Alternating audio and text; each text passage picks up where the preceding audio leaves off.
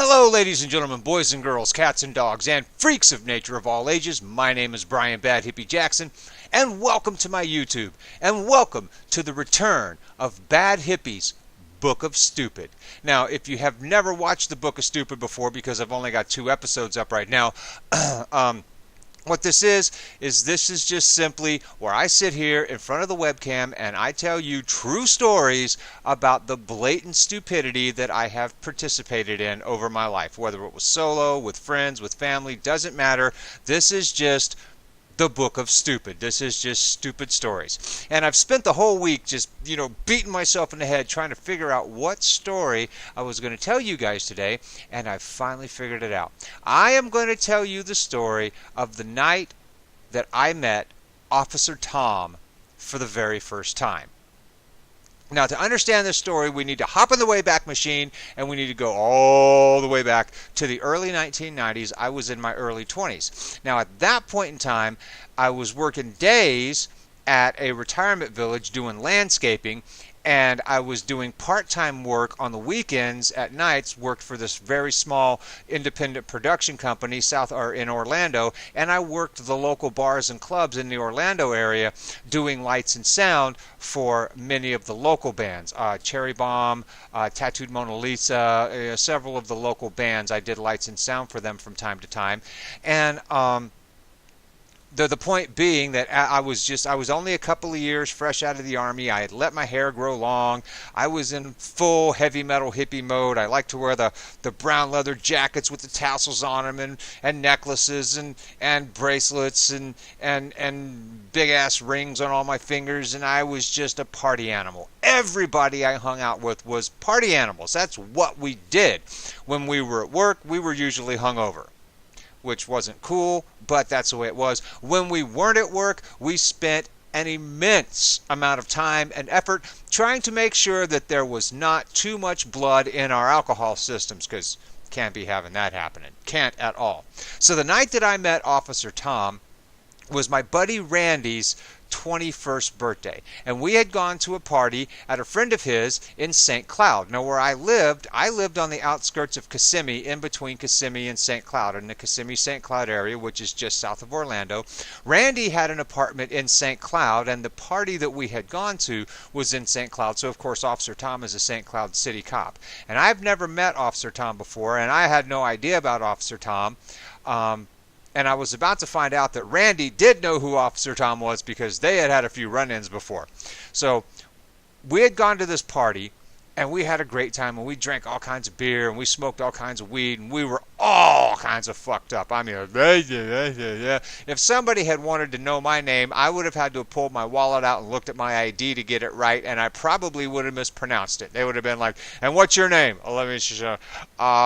State of Florida. That's how drunk I was. So I'm hoping I remember the story right, because that whole night is pretty much a haze, but Officer Tom kind of sticks out. So we're walking the several blocks in between the party where we were and going back to Randy's house, because, it hit 2, 3 o'clock in the morning. People started passing out on the couch, on the floor. We ran out of beer. We ran out of weed. There was nothing left in the bong.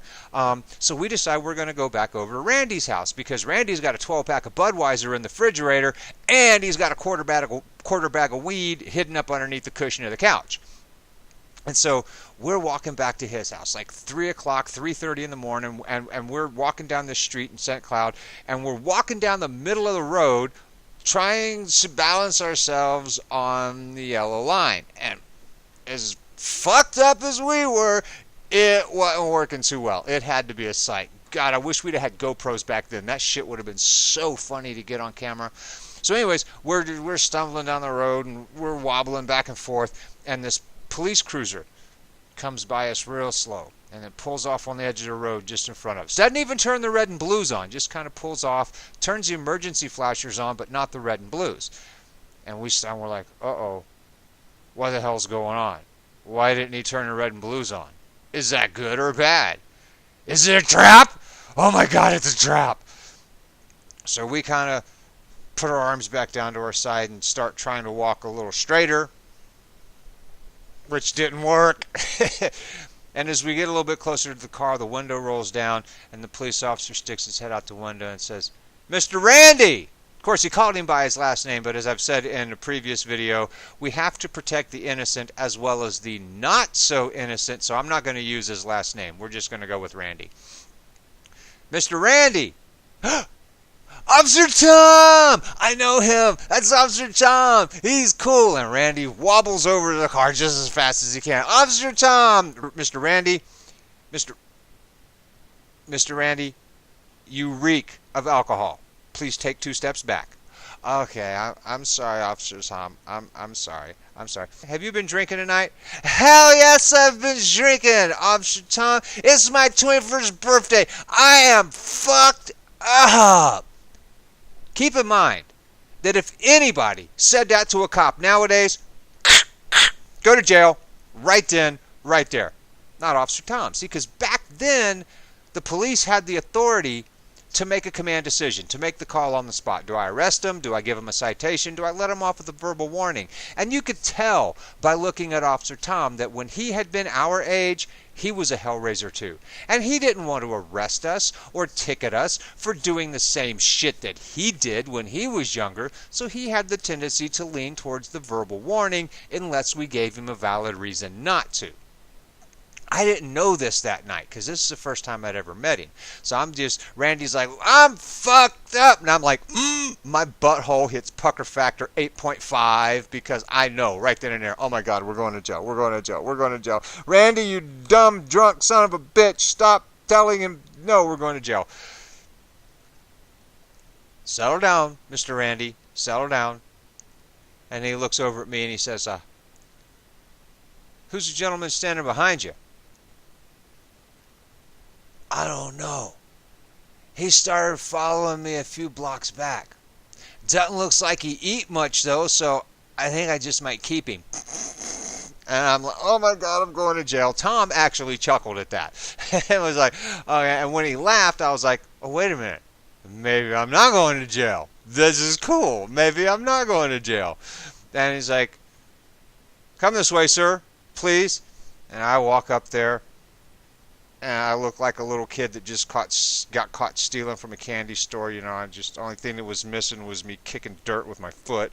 And so he asked for our IDs. He had to run our IDs and make sure that we didn't have any wants and warrants. And we're standing there. And Randy kept trying to get closer to the car to talk to him. He's like, 2 steps backwards. You smell like beer. 2 steps backwards. So, you know, okay, I'm sorry, Officer Tom. Hey, Officer Tom! I'm sorry, Officer Tom. And I'm just shutting my mouth the whole time because I'm still, like, at a pretty high pucker factor because I don't know whether I'm going to jail or not yet. We're both trashed. Randy can't shut the fuck up. I am not saying a word unless Officer Tom actually asks me a direct question, which he really didn't do a lot of. So he finishes running our IDs. He makes sure that we don't have any wants and warrants. He gives us our IDs back, and he's like, where are you 2 gentlemen headed? Oh, we're headed back to my apartment, Officer Tom, because we ran out of beer at the party, and I've got a 12-pack in the fridge. No, Mr. Randy, you 2 do not need any more beer. But we want more beer. You don't need any more beer. Look at you 2. You 2 gentlemen are so intoxicated you cannot even stand straight. And he was right. We couldn't. And he's like, you 2 cannot even stand straight. And Randy looks at Officer Tom, and he looks at me, and he looks at Officer Tom, he looks at me, and he says, see, man, I told you we should have brought the car. Officer Thomas, I'm going to pretend I didn't hear that. I'm just, go home. Go home. Okay, you only live a couple of blocks away. And yes, Officer Tom knew where Randy lived. You only live a couple of blocks away. Just go home. And once you get there, don't leave for the rest of the night. You are too intoxicated. You're going to hurt yourselves. You're going to get somebody else hurt. I can't have you out walking the streets, especially not in the middle of the street, this hour of the morning. So just go home. Okay. We'll go back to my place. And then we'll drink some more beer. Now just go. Whatever you do once you get inside is your business. But just go home. Be safe. So we start back down the middle of the street. Go home on the sidewalk. But on the sidewalk. okay, if we have to. So we go over to the sidewalk and we walk back to Randy's place and we go inside. And the whole way back to Randy's place, Officer Tom is following us. Really slow. He's doing like 5 miles an hour right behind us to make sure we go back to Randy's place. And we go inside and he parks his cruiser across the street from the apartment complex, and he sat there for another half hour. He sat there to make sure that we didn't go back outside and do something really stupid, which if he hadn't been there, we probably would have. But we go inside, we crack open a couple of beers, we pack a bong, and Randy keeps poking his head out the window, pulling the blinds aside, and waving at Tom. And Tom just shakes his head. And we go drink some beer, take a bong rip, and then Randy'd open the blinds. And Tom would just shake his head. And after about a half an hour, Officer Tom decided that we were probably not going to leave. We'd be passing out pretty soon, which we did. And he pulled away. But he was a good cop. He really was a good cop. He didn't want to arrest us. He didn't want to ticket us. He just wanted to make sure that we were safe and we didn't hurt ourselves. I mean, how many cops nowadays are going to let you off with a warning in a situation like that? More or less take the time to follow you home to make sure you get there okay, and then wait outside to make sure you don't do something really dumb. That, ladies and gentlemen, is what a good police officer is, and I really miss them. And Officer Tom was a damn good police officer. And that is a story of the first night I met Officer Tom. Please do not forget to check the links in the description below for the Disabled American Veterans and the Wounded Warriors Project. Let's please help support our veterans. If you like the video, then hit the like button, subscribe, and share. Tell your friends and family to hit the like button, subscribe, and share. Please don't forget to leave me a comment. They are always welcome, good, bad, or somewhere in between. Thank you very much for watching. I greatly appreciate your time, your love, your support, your encouragement. I love and appreciate every single one of you. And until next time, this is Brian Bad Hippie Jackson saying peace, love, clean underwear, and happy gaming.